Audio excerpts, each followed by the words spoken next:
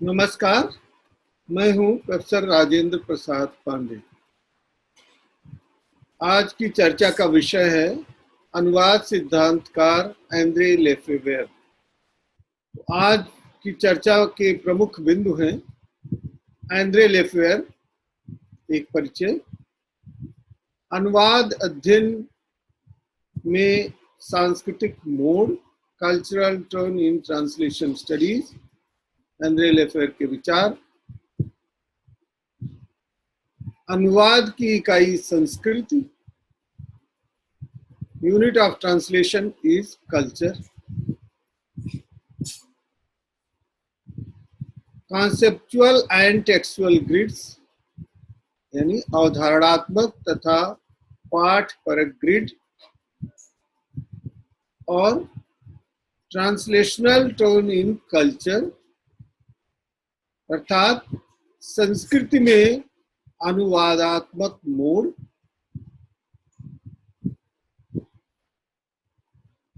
Translation as rewriting, पुनर्लेखन के रूप में अनुवाद। तो इन बिंदुओं को ध्यान में रखते हुए हम एंद्रे लेफेवेयर के विचारों पर चर्चा करेंगे और उसका आलोचनात्मक विवेचन भी अंत में करेंगे। तो चर्चा आरंभ करते हैं एंद्रे लेफेवेयर के संदर्भ में कुछ जानकारी देकर। एंद्रे लेफेवेयर ऐसे अनुवाद सिद्धांतकार हैं जिन्होंने अनुवाद की परंपरा में एक नया प्रस्थान बिंदु, एक पॉइंट ऑफ डिपार्चर निर्मित किया, तैयार किया। वहां से ऐसा लगता है कि अनुवाद को एक नया आयाम मिला। अनुवाद अभी एक सीमित ज्ञान प्रकार के रूप में, फंक्शन के रूप में नहीं, बल्कि एक डिसिप्लिन ऑफ स्टडीज के रूप में, ज्ञानानुशासन के रूप में स्थापित हुआ। और एक अन्य महत्वपूर्ण बदलाव जो उनके कारण संभव हुआ वो ये था, जिसे हम कहते हैं एक मेजर टर्निंग पॉइंट है, मेजर हिस्टोरिकल मोमेंट कह सकते हैं, ऐतिहासिक क्षण है, जहां से वो मील का पत्थर साबित हुआ उनका योगदान, जब हम अनुवाद में सांस्कृतिक मोड़, अनुवाद अध्ययन में सांस्कृतिक मोड़ की बात करते हैं। तो उनके योगदान को इस संदर्भ में समझने की आवश्यकता है।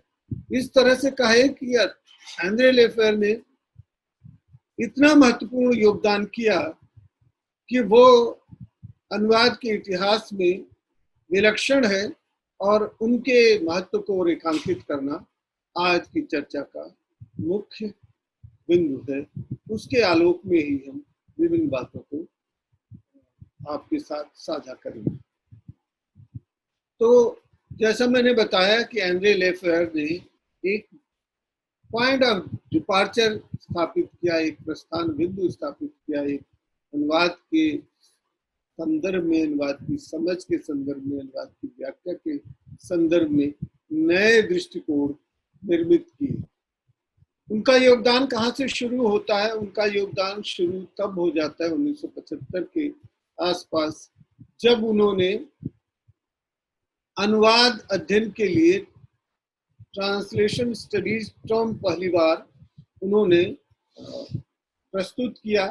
यद्यपि जेम्स होल्म्स का भी उल्लेख किया जा सकता है कि उन्होंने name and nature of translation studies नाम का एक लेख लिखा, लेकिन इनका लेख उसी के साथ आता है। एक ही सेमिनार में दो पत्र प्रस्तुत किए गए, दोनों लोगों ने, जेम्स होल्म्स ने उसको आयोजित किया था, और इन्होंने translation studies goal of discipline नाम से जो पत्र प्रस्तुत किया, उसके साथ ही अनुवाद अध्ययन के रूप में एक विषय स्थापित हो गया, translation studies as a discipline स्थापित हो गया।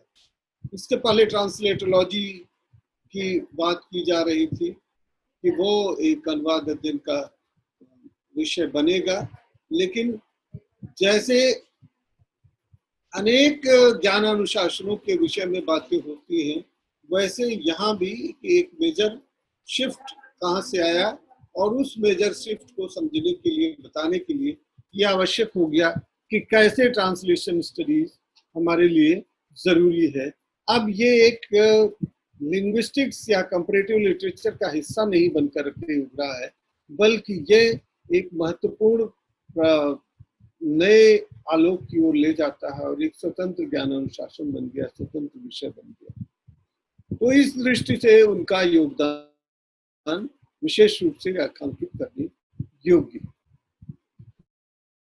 अब हम बताने की कोशिश करेंगे कि जब उन्होंने ट्रांसलेशन स्टडीज के संदर्भ में अपनी बातें कही, तो ये तो स्पष्ट हो गया कि एक स्वतंत्र विषय बना, independent discipline of studies translation studies बना। और ये अब जैसा मैंने बताया कि तुलनात्मक साहित्य यानी कंपैरेटिव लिटरेचर का एक हिस्सा नहीं रह गया, क्योंकि पहले लोग क्या करते थे, कंपैरेटिव स्टडी करना है, कंपैरेटिव लिटरेचर अपना कोई विषय उसका होता नहीं था, तो कंपैरेटिव लिटरेचर के लिए ट्रांसलेशन का इस्तेमाल किया जाता था। दो लोगों का तुलनात्मक अध्ययन करना है तो क्या है, व्हाट इज द मेथड और mean, that is only translation. तो अनुवाद के सहारे से ये कार्य किया जाता था। अब अनुवाद की अपनी नई पहचान कैसे बने, वो अपना विषय के रूप में कैसे स्थायित्व ग्रहण करे और उसका अस्तित्व कैसे बने, इसके संदर्भ में इनका योगदान जैसा मैंने बताया उल्लेखनीय। फिर इस चर्चा को आगे बढ़ाते हुए उन्होंने गंभीरता से विचार किया कि जब एक independent discipline of study translation है, ये किसी के रहमो करम पर नहीं है, किसी के ऊपर निर्भर नहीं है, किसी की कृपा पर निर्भर नहीं है, किसी का अनुषंग नहीं है, पार्ट ऑफ डिसिप्लिन नहीं है, तब इसके लिए इसको कुछ अपनी पहचान बनाने के लिए कुछ नए ढंग से नए परिप्रेक्ष्य में विचार करने की आवश्यकता। 1990 में सूजन बेसनेट और एंड्रे लेफेर ने एक पुस्तक संपादित की, name translation history and culture. Translation history and culture नामक जो पुस्तक संपादित की, उसमें उन्होंने एक नई शब्दावली निर्मित की, वो cultural turn in translation studies. कैसे की, उसकी बात हम करते हैं। असल में एंड्रे लेफेयर का योगदान ये है कि वो बदी बधाई लीक पर चलने वाले रचनाकार सिद्धांतकार नहीं है, बल्कि वे अपने लिए अपने ढंग से नई जमीन तलाशने वाले सिद्धांतकार हैं। वो नई व्याख्याएं करते हैं। ओरिजिनलिटी उनके विचारों की सबसे बड़ी विशेषता है मौलिकता। वो किसी के सहारे, किसी के दिए हुए पदों की पुनर्व्याख्या नहीं करते हैं, री इंटरप्रिटेशन नहीं करते हैं, उसको पुरानी लीक को फिर से उसको बनाने की कोशिश के बजाय अपने लिए नई लीक तलाशते हैं, अपने लिए नया रास्ता तलाशते हैं। ये लिए इसलिए जो है ये इतना महत्वपूर्ण हो जाता है उनका योगदान कि इसके रेखांकन के बिना अनुवाद की व्याख्या संभव नहीं।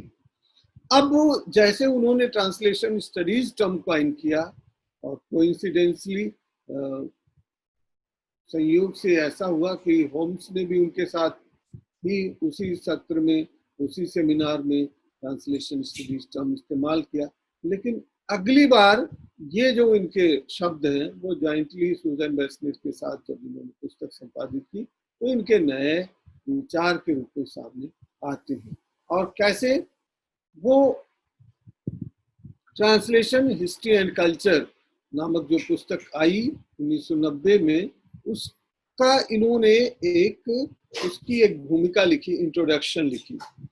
और उस इंट्रोडक्शन का शीर्षक क्या था, Proust grandmother and 1001 night cultural turn in translation studies. अब इस शीर्षक को पहले समझते हैं।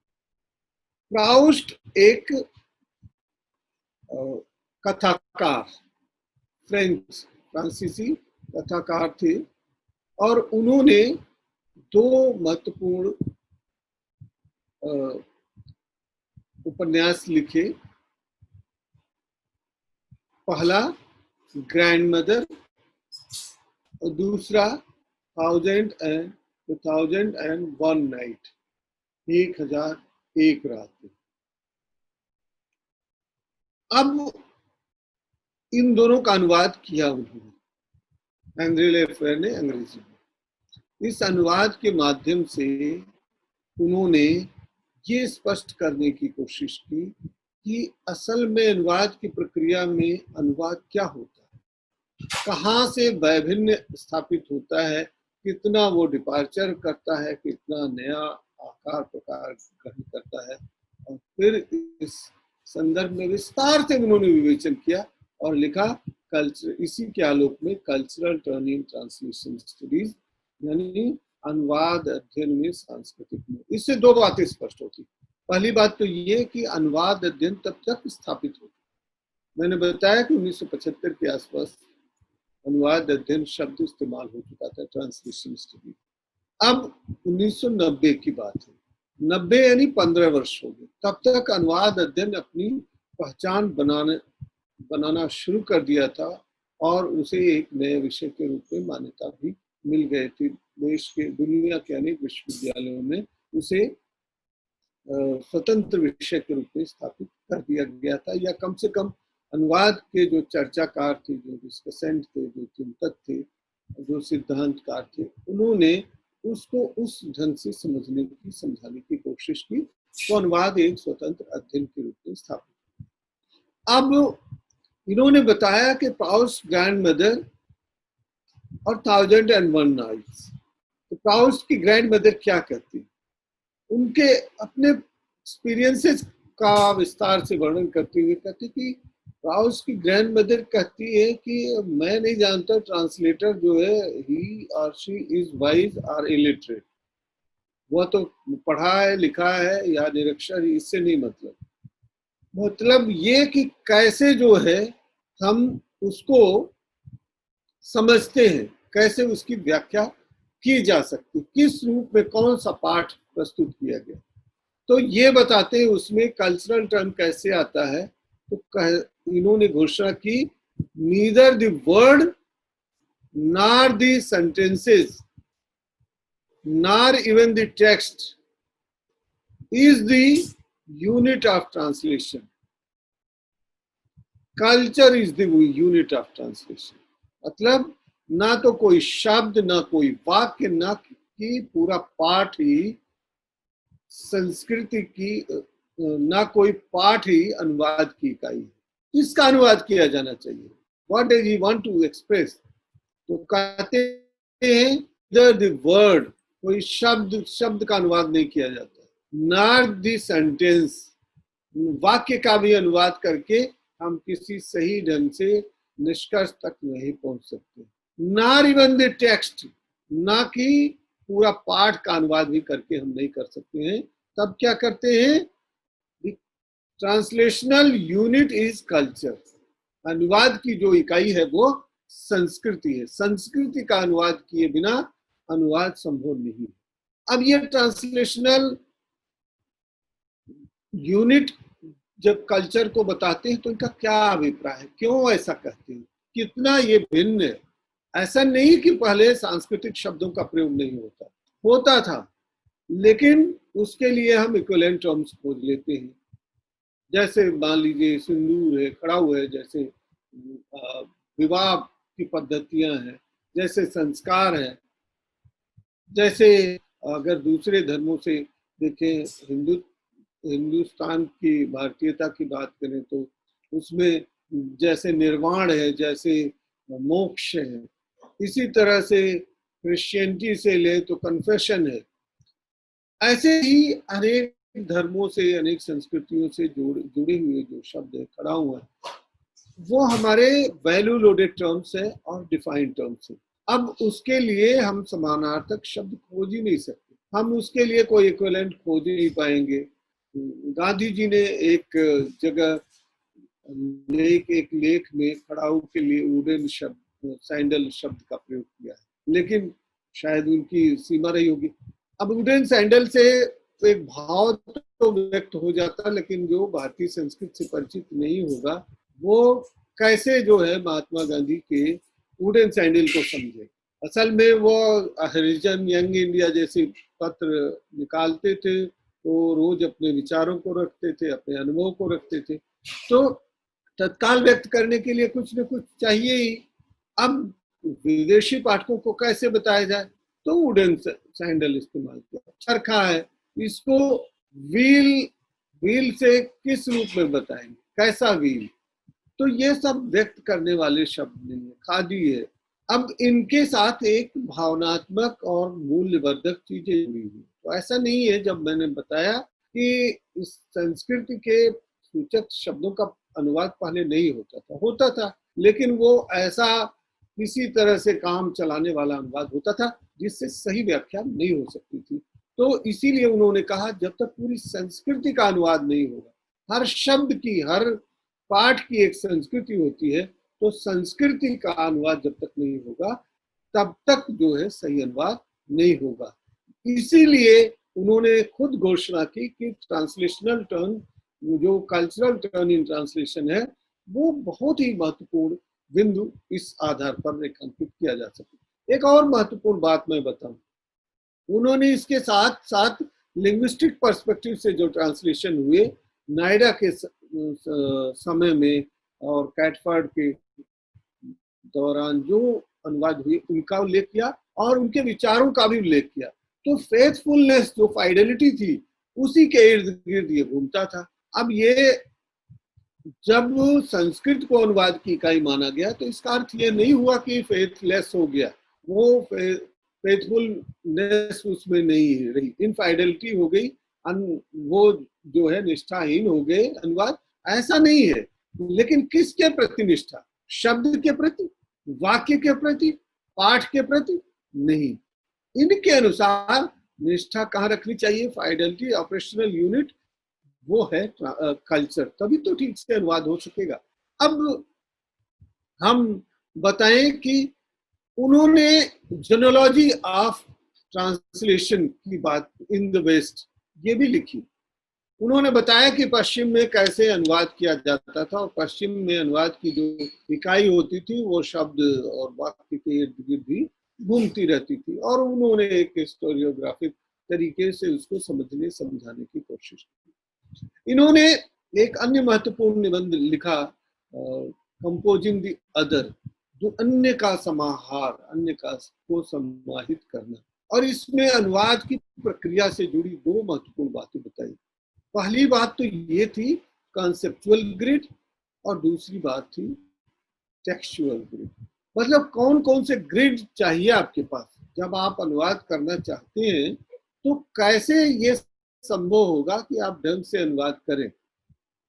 वो तभी संभव होगा जब हम उसके साथ जुड़े बिंदुओं को समझें। तो कैसे दो तरह के शब्द हो सकते हैं, दो तरह की स्थितियां उत्पन्न हो सकती हैं जब आप अनुवाद करते हैं। कुछ शब्द ऐसे आते हैं आपके ध्यान में कि उसका अवधारणात्मक अर्थ होता है, एक कॉन्सेप्ट होता है। उसके संदर्भ में उन्होंने भारत के संदर्भ में जैसे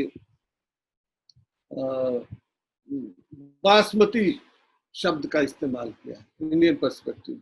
अब बासमती चावल कहेंगे तो ये स्पेसिफिक वैल्यू लोडेड टर्म है, उसको बासमती को बासमती के अलावा आप कोई भी अन्य शब्द से बताना चाहेंगे तो वो उसको व्यक्त नहीं कर सकता। एक खुशबू, एक उस मिट्टी की गंध, एक भारतीयता की झलक, ये सब बातें उसमें जुड़ी हुई है। इसी तरह मेहराब है। अब मेहराब को हर देश में अब मेहराब बनाए जाने लगे, लेकिन वो जहां से जिस संस्कृत की, अरबी संस्कृति से जुड़ा हुआ जो शब्द है, उसके ध्वन्यर्थ तो आप निकाल सकते हैं, लेकिन उसका मूल आशय वही छिपा हुआ है। तो एंड्रे लेफेयर का कहना था कि ऐसे अवधारणात्मक शब्दों को समझने बिना हम ठीक से अनुवाद नहीं कर सकते। उनके ये उदाहरण है। अब उसके साथ साथ वो क्या कहते हैं कि कौन कौन सी बातें ध्यान में रखने की जरूरत है, क्या सावधानियां बरतने की जरूरत है।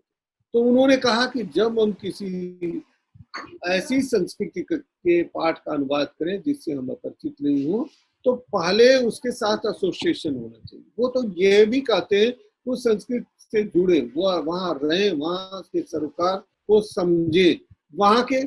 इसको हम दूसरे ढंग से अगर देखें तो कह सकते हैं कि पार्टिसिपेंट ऑब्जर्वेशन थियरी जो सोशल साइंस में रिसर्च किया जाता है, उसमें क्या होता है, पार्टिसिपेंट ऑब्जर्वेशन थियरी, मतलब कि भागीदार बन करके और तब आप प्रेक्षण करें।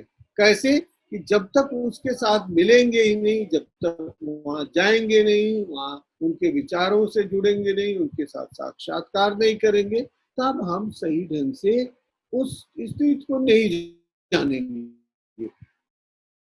कंपोजिंग द अदर की बात कर रहे हैं, यानी दूसरी संस्कृति से जब आप अनुवाद करते हैं तो आप वहां की संस्कृति से परिचित होना आपका आवश्यक है, अन्यथा आप सही ढंग से अनुवाद नहीं कर सकते। तो इस परिप्रेक्ष्य में लेफेयर की बात को समझने की आवश्यकता है कि हम कैसे उनके साथ को एसोसिएट करें, हम कैसे उनके साथ जो है एम्पैथी रखें, उनके सुख दुख में साझेदारी करें। एसोसिएशन और डिसोसिएशन की बात चलती, तो डिसोसिएशन से काम नहीं चलेगा, पार्टिसिपेंट ऑब्जर्वेशन उनके साथ चाहिए, उनके साथ विचारों से मिलिए, उनके संस्कारों भाव भंगिमाओं को समझिए, तभी सही ढंग से अनुवाद संभव है। तो क्या ये संभव है कि हम हर तरह के अनुवाद में ये कार्य पद्धति अपना सकते हैं? नहीं, उनका ये इशारा भी नहीं। वे कहते हैं कि जो संस्कृति परक पाठ है, कल्चरल ओरिएंटेशन के जो टेक्स्ट हैं, उसका अनुवाद करते समय हमें सावधानी बरतनी चाहिए कि हम सही ढंग से उसका अनुवाद तभी कर सकें जब हम उस संस्कृति को अपना सकें, एक तरह से हम उसको इंटरनलाइज कर सके। आत्मसातीकरण की प्रक्रिया जब तक नहीं होगी तब तक हम सही ढंग से उसका अनुवाद नहीं कर सकेंगे। अब दूसरी महत्वपूर्ण बात क्या है, दूसरा जो ग्रिड है वो टेक्सचुअल ग्रिड, क्योंकि टेक्सचुअल ग्रिड कैसे आता है, टेक्स्ट से पाठ से आता है, उसमें शब्द वाक्य और अर्थ विन्यास, इसको समझने की जरूरत है। तो डोमेन नॉलेज तो होना चाहिए, विषय वस्तु का ज्ञान होना चाहिए, संस्कृति का ज्ञान होना चाहिए, और फिर हम उसके साथ साथ जुड़ाव महसूस करके हम उसके साथ नए ढंग से नई व्याख्या प्रस्तुत कर सकते हैं। तो टेक्सचुअल ग्रिड में हम डिक्शनरी का इस्तेमाल कर सकते हैं, हम इक्विवेलेंट टर्म खोज सकते हैं, इडियम और फ्रेजेस खोज सकते हैं। देखिए, हर शब्द का अनुवाद हो यह आवश्यक नहीं है, किसका अनुवाद करना है किसका छोड़ना है, अनुवादक के लिए ये बड़ी चुनौती होती है। और श्रेष्ठ अनुवादक तभी समझा जाएगा कोई व्यक्ति जब वो उसके इस भाव को समझ जाएगा कि कितने इरेलेवेंट वर्ड्स हैं, उसको हटा देगा। कभी कभी वाक्य विन्यास ठीक करने के लिए, कभी जैसे मान लीजिए कि कोई काव्यात्मक अर्थबोध प्रदान करने के लिए, सौंदर्य बोध के लिए कोई शब्द चुन लिया गया, यह संस्कृत पर कोई पाठ है तो कभी कभी टॉटोलॉजी हो जाती है, पुनरुक्ति हो जाता है, तो इससे बचने की कोशिश करनी चाहिए। इस प्रक्रिया में ये सारे जो व्याख्या मेरी है, मूल विचार एंड्रे लेफेयर के, तो ये आप कहीं अगर खोजेंगे तो संबोधन नहीं मिलेगा, क्योंकि मैं उसका विश्लेषण कर रहा हूँ, उसकी व्याख्या कर रहा हूँ, उदाहरण अपने रंग से दे रहा हूँ और उसका विश्लेषण विवेचन मैं कर रहा हूँ, सूत्र वहां से है। तो इस संदर्भ में समझने की जरूरत है कि कॉन्सेप्चुअल ग्रिड और टेक्सचुअल ग्रिड ट्रांसलेशन में दोनों जरूरी है।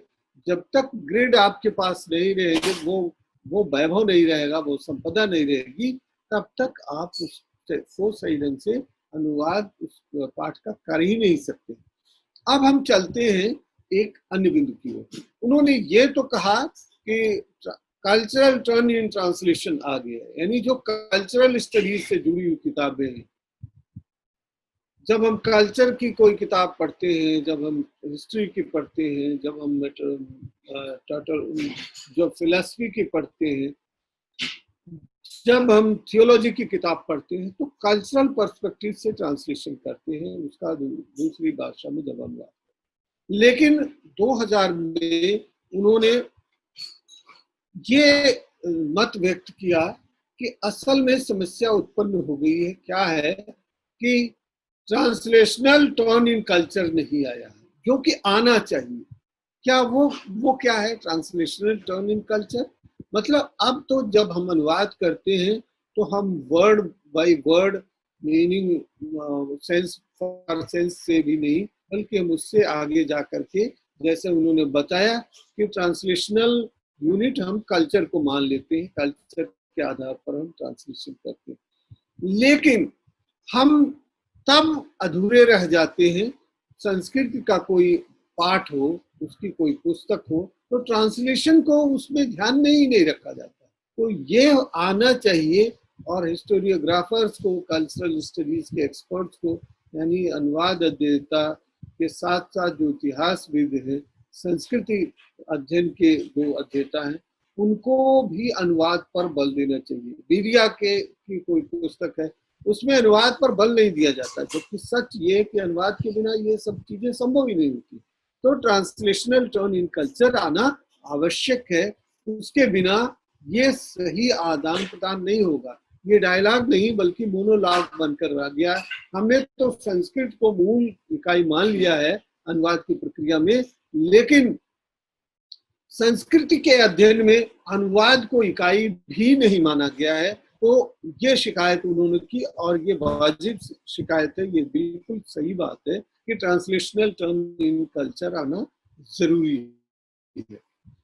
उसके अभाव में ये बात सही नहीं होगी कि हम तो संस्कृति को इकाई, अनुवाद की इकाई मान लें, लेकिन संस्कृति के अध्ययन में अनुवाद का कहीं कोई अस्तित्व ही ना हो, ये उचित नहीं है। ये समय की मांग है, और सही ढंग से इंटरडिसिप्लिनरी स्टडीज जो अंतर अनुशासनिक पाठ है, वह तभी संभव होगा जब हम ट्रांसलेशनल टर्निंग कल्चर की बात ही करेंगे। अब उन्होंने कुछ महत्वपूर्ण अवधारणाओं को भी समझने की, व्याख्यायित करने की कोशिश की है। जैसे उन्होंने बताया कि फेथफुलनेस क्या है, निष्ठा क्या है। तो निष्ठा को बताया कि वो लिटरलिज्म नहीं है। निष्ठा का मतलब ये है कि पूरे पाठ के प्रति निष्ठा कीजिए, पूरे पाठ को एक इकाई मानिए, और निष्ठा अब उतना मूल्यवान शब्द भी नहीं रहा कि हम उसके पीछे लकीर के फकीर बने रहे। अब वो कहते हैं कि हर तरह की राइटिंग, हर तरह का ट्रांसलेशन रीराइटिंग नहीं हो सकता है, रीराइटिंग के रूप में ट्रांसलेशन को करना चाहिए। तो रीराइटिंग कभी कभी मैनिपुलेशन हो जाता है, और मैनिपुलेशन के कारण अपने ढंग से जो व्याख्याएं होती हैं वो अनुवाद की क्षति भी करता है। शब्द की तो क्या, और उसको अनुवाद को एक बेहतर कार्य बताया, एक बड़ा कार्य बताया कि वो सिर्फ वही नहीं होता है जो गिवन टेक्स्ट है उसका ट्रांसलेशन करे। वो ट्रांसफर ऑफ मीनिंग नहीं है, ट्रांसफर ऑफ वर्ड नहीं है, ट्रांसफर ऑफ सेंटेंस नहीं है, बल्कि वो एक कंपोजिट कल्चर का ट्रांसफर है। और ये कल्चरल जो ट्रांसफॉर्मेशन है, उसी प्रक्रिया में अनुवाद अपना संपूर्ण कार्य संपन्न कर पाता है। लेकिन अनुवाद पुनर्लेखन तभी होगा, रीराइटिंग तभी होगी, जब वो सही ढंग से चीजों को प्रस्तुत करेगा। सिर्फ मैनिपुलेशन करके ही सही ढंग से पुनर्लेखन संभव नहीं होता है। तो संक्षेप में हमने एंड्रे लेफेयर के विचारों से आपको अवगत कराया, उनकी धारणाओं से आपको अवगत कराया। आशा है ये चर्चा आपके लिए उपयोगी रही होगी। धन्यवाद।